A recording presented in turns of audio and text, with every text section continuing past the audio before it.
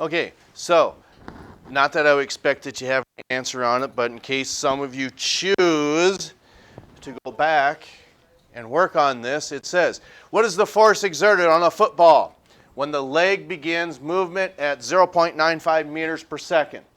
The mass of the football is 1.65 kilograms, which sounds like a lot, but air is actually heavier than what you think. Okay? It's believed that if you could put a cylinder around the entire, the entire Eiffel Tower in Paris, that the air inside of that cylinder would weigh more than that of the tower itself. I didn't come up with that on my own. That comes from Mythbusters, actually, on the Discovery Channel. So that's probably a well-known fact then. Okay, so in the time frame that this ball gets kicked is 0.11 seconds. The momentum is 56 kilograms per meter over second. Okay, so what do we know in this problem? We know a velocity. What's the velocity?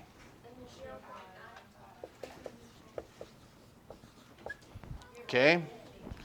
Now, how do we know that this is a velocity? Because it's labeled in meters per second. Because the moment that we do this, what does that mean to you? That's an acceleration. We don't have that. Okay? So what else do we know?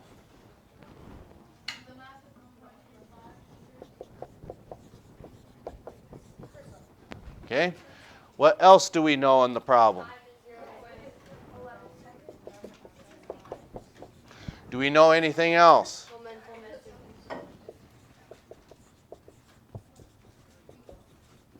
So what is the question ultimately asking for? Because I think we're out of numbers. Okay, so once we see this, how many variables are in your force formula?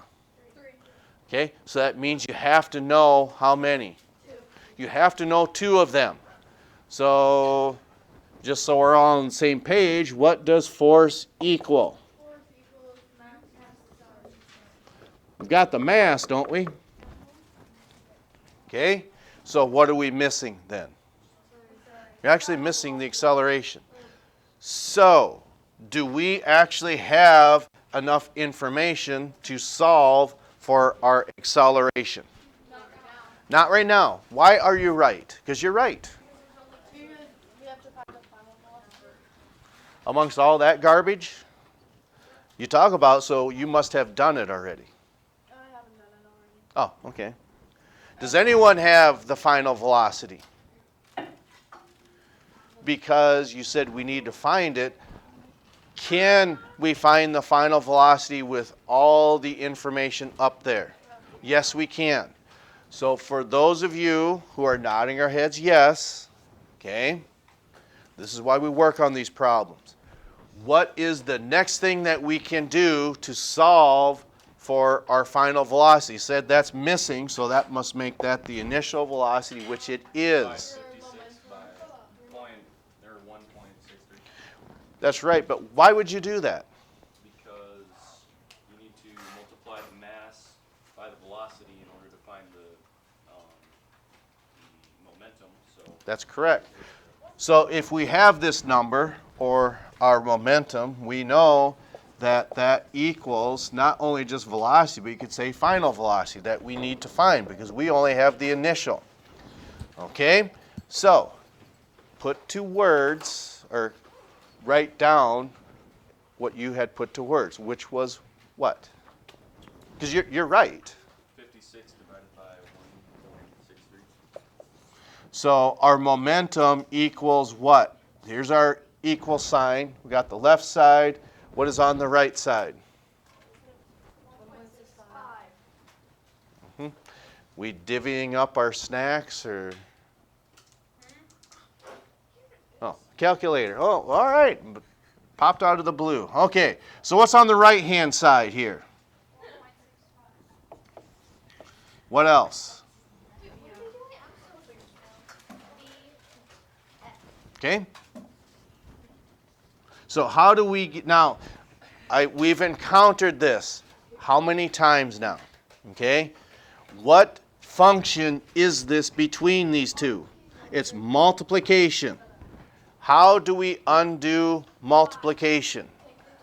We divide. So how many times do you suppose we've said that? 3, 4, 5, 6? 6 times? Maybe? More than that. Okay? So, what do we do to this side of the equation? Yeah, divide by what? 1.65.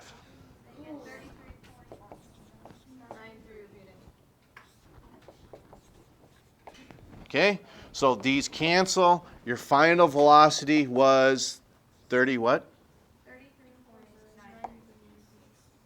96. Okay, meters per 9.3. Okay, whichever. Okay? Because once we get older, our hearing kind of gets to kind of fall by the wayside too. Okay, so now that we have this number, can we solve for this acceleration that we need? Yes. Okay, so how do we go about doing that? 33.93 minus 0.95 over. Okay, so here's one variable. Here's our equal sign. What's on the right-hand side of our equation now?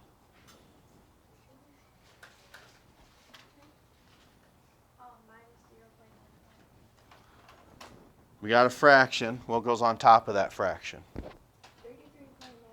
minus 0.95. Put that in parentheses, and then what goes on the bottom? Which, again, we don't have to look up here. We just look down here. There it is, 0.11. Okay? So what order of operations do we do first? You're going to subtract. So 1.65 from 33.93 gives you what? 32 point. Okay? And that's still over what? Now you're on the final step. Once you divide those two, what is your acceleration? 32.87. Okay, so our acceleration then equals 32.87. Okay? And that's labeled in what?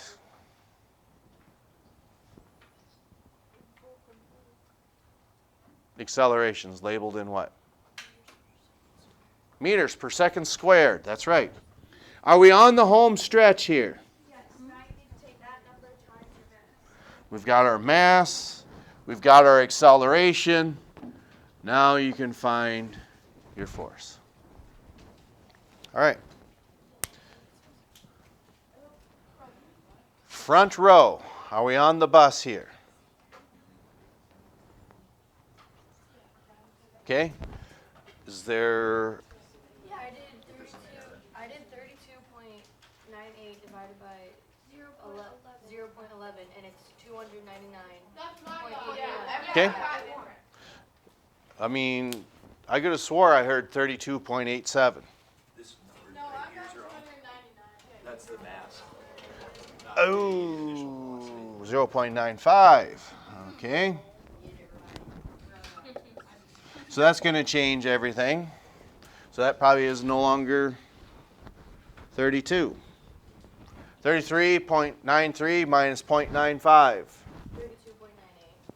32.98. 32.98. But then 32.98 divided by 11 is 299.8. 299. Okay. All right. Now what? Then you plug it into your force formula. Plug it into your force formula. We got our acceleration. We've got our mass. So what does force equal then?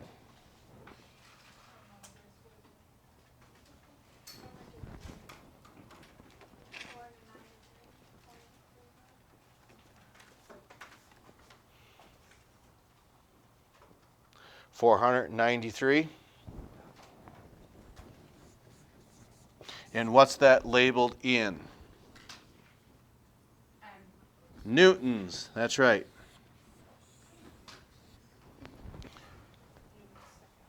Okay. Now, front row. Do we understand? Are we on the bus here? Back row. Okay. Middle row.